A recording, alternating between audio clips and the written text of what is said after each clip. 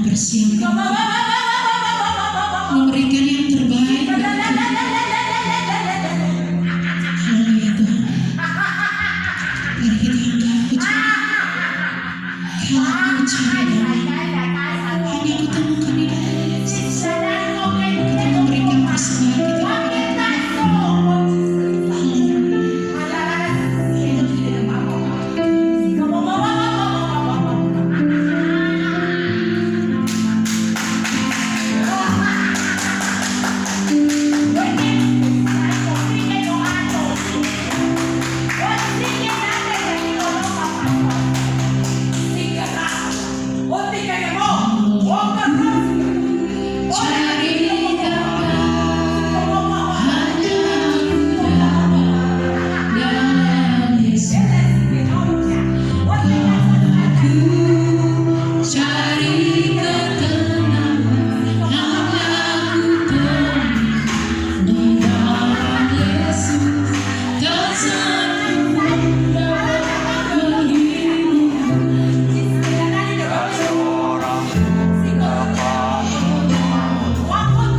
Sebelum kita memberikan persembahan, terima kasih Tuhan, terima kasih Tuhan Yesus. Kami mau memberikan yang terbaik bagi Engkau Tuhan. Haleluya Tuhan. Engkau berkati tangan-tangan yang memberikan maupun tidak memberikan Tuhan. Engkau lipat gandakan dalam kehidupan mereka. Engkau berkati pekerjaan mereka. Engkau berkati Tuhan Yesus keluarga mereka. Apa yang mereka kerjakan, buatlah berhasil dan beruntung. Terima kasih Tuhan. Kami mau memberikan dengan sukacita. Haleluya. Amin. Aku cari damai, hanya ku dapat dalam Yesus. Aku cari ketenangan, hanya ku temui di dalam Yesus. Tak satu pun dapat menghibur, tak seorang pun dapat menolong. Hanya Yesus jawaban hidupku. Bersama Dia, bersama Dia hatiku damai, walau dalam lembah kegelapan. Bersama Dia hatiku tenang, walau hidup memerlukan tangan. Tak satu pun dapat menghibur, tak seorang pun dapat menolong. Hanya Yesus jawaban hidupku. Bersama Dia, bersama Dia hatiku damai, walau dalam lembah kegelapan. Bersama Dia hatiku tenang, walau hidup penuh tantangan. Tak seorang pun dapat menghibur, tak seorang pun dapat menolong.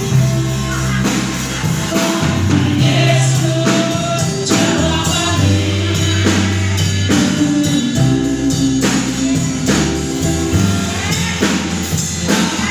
Yesus jawaban hidupku.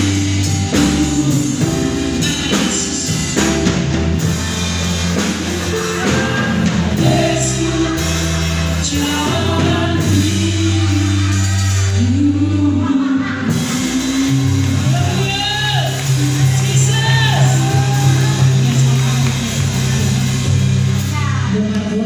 Bersaksi, memberikan kesaksian bagi Tuhan. Silakan.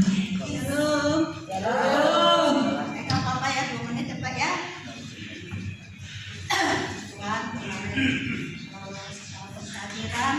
Pakai yang merah aja biar lebih jelas. Saya teh sahabat. Perasaan teh sambil teriak. Saya mah gak pernah nangis itu kemarin. Beberapa kali di kemarin ternyata air mata saya keluar. Tapi gak tahu saya entah apa yang saya nangisin. Tapi mungkin Tuhan lah yang tahu ya yang dalam hati saya. Yang saya mau ini kan di sini kadang bersaudara di sini ya kan. Tadi malam saya nggak bisa tidur. Padahal hati saya tenang tapi mata saya nggak bisa tidur. Tapi ada satu hal di dalam hati saya ini kayak ada bilang ini, Bu Marbun, kau ngomong besok. Nggak tahu Tuhan, nggak tahu apa. Saya lihat suami saya udah ngorok, saya nggak bisa tidur. Nggak pernah saya kayak gitu. Kalau udah ngantuk ya tidur aja nyenyak. 2 menit aja Pak ya, nggak banyak. Murah. Jadi yang saya ini kan, yang saya dengar itu, ngomong kok besok Bu Marbun. Apa yang mau saya omongin? Ngomong begini. Jadi saya menghargai di sini Pak Johannes, namanya sebagai bendahara, Bu Ellen, semua kita yang di sini saya menghargai karena kita kan kita di sini kan anak Tuhan ya kan. Nah, jadi kalau pikir kita juga punya gereja bersama. Jadi yang saya omongkan di sini supaya cepat dan tepat. Aku terpikir begini, selama ini kan waktu di Raja Wali kita ada rapat di situ, Pak Andi semua ada waktu itu. Saya memang udah komen di situ, Pak Andi selama ini perpuluhan sama uang kolektif tidak pernah jelas. Itu yang suruh ngomong. Tapi maaf, 1000 kali maaf saya omongkan di sini. Memang itulah harus disuruh ngomong saya. Jadi di sini yang saya hargai Pak Johannes dalam bendahara. Ini permintaanku dah, nggak tahu yang lain. Memang kemarin itu kita kan kalau kita aku suka bilangin udah bacakan perpuluhan biar jemaat tahu mau berapapun itu dapat tiap bulan, bacakan atau tertulis. Kami kan jemaat nggak tahu selama ini. Jadi di sini saya minta maaf sama sekali, minta maaf. Selama ini saya nggak mau ngomong begini, tapi tadi malam saya benar Tuhan yang tahu nggak bisa tidur saya. Jadi seberapa pun itu kemana masuk, apapun yang masuk dan keluar, uang perpuluhan masuk berapa mau keluar berapa. Karena selama ini aku dengar si Pak Cipto ada dikasih, tapi kami kan nggak lihat nyatanya. Ampurannya, ampurannya Ibu Elennya, ini aku utarakan karena berat di hatiku. Karena kemarin suruh utarakan ini berat di hatiku. Tapi pikirku kita jangan ada yang ini. Kalau kira-kira kan suka nanti japri aja ke saya, Bu Marbun, saya tak suka kata-kata begitu, boleh nggak? Saya terima. Jadi ini aku maksud di sini kita kalau bisa bukan saya mau mengatur enggak, kalau bisa kita rapat lagi apa benar ini harus dijelaskan yang benar. Kalau memang misalnya itu harus difotokopi, nggak apa-apa, saya rela membayarnya kalau memang besar. Jadi kita tahu kekurangannya di mana. Kalau memang ada kekurangan mungkin kita jemaat misalnya ada kurang untuk ini, kita tahu gitu. Jadi maaf 1000 kali maaf, ini saya omongin karena berat di hati saya, daripada saya sakit ini saya omongin. Jadi selanjutnya cuman itulah yang saya bisa utarakan. Ampura sekali deui urang mah kalau saya terlalu ini ngomongkan ini di podium. Mumpung kita ya semua yang ada di sini, nggak ada orang lain kok. Bapak itu yang ada. Jadi terima kasih. Untuk selanjutnya ya itulah gimana teman-teman setuju nggak kita rapat lagi gitu ya, ampurannya Pak ya. Udah. Silakan duduk semua, komen semuanya silakan duduk. Shalom. Saya tidak reaktif dengan apa yang disampaikan Bu Marbun, tapi saya hanya mau sampaikan bahwa berulang kali bendahara selalu katakan, siapa saja yang ingin tahu keuangan gereja silahkan datang. Oke, ini ada bendahara dan kami terbuka, ya kami terbuka. karena tidak ada sesuatu pun yang kami tutupi. Oleh sebab itu, Bu Marbun saya jawab di mimbar. Bu Marbun pengen tahu keuangan gereja, sebelahmu itu ada. Ya, iya silakan. Semua mau tahu silakan. Selalu dibawa bukunya tiap minggu. Silakan. Kita terbuka, tidak ada yang ditutupi. Ya, serupiah pun tidak ada yang ditutupi. Tenang saja ya, kami mempertanggungjawabkan di hadapan Tuhan. Silakan Bu Elka. Jadi jawabannya silakan tanya bendahara karena tiap minggu dicatat dan selalu ada di sini. Karena kalau Bu Marbun juga datang ke gereja-gereja lain, juga kalau pengen tahu mungkin juga ditanya, kamu siapa? Gitu ya. Jadi kalau pengen tahu silakan karena Bu Marbun orang lama. Iya, maksudnya kita tidak diskusi ya, karena kita ibadah. Tahu bukan? Iya. Jadi semua jemaat ini juga kepingin tahu Pak. Bukan saya. Siapa yang kemarin ngomong? Ayo tanggung jawab loh. Enggak ini ibadah, bukan konsep. Ya, Oke, itulah. iya, silakan. Nanti Saya jadi kan panjang. pengen tahu. Firman dulu aja.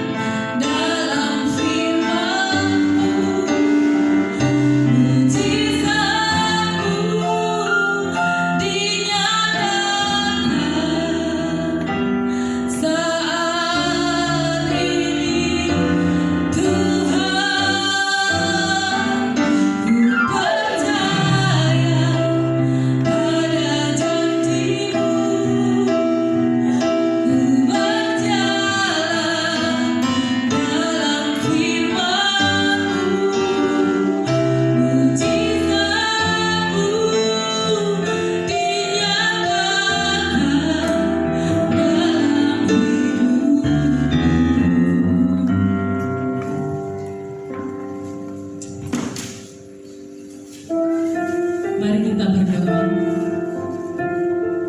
Kita minta kuasa Roh Kudus menguasai hati kita. Haleluya. Bapa di surga, Engkau baik dalam kehidupan kami. Engkau dahsyat dalam kehidupan kami. Engkau Bapa yang luar biasa. Engkau yang memiliki kehidupan kami saat ini. Mari Roh Kudus, Engkau bekerja dalam kehidupan kami. Engkau melakukan apa yang benar Tuhan dalam kehidupan kami. Engkau membentuk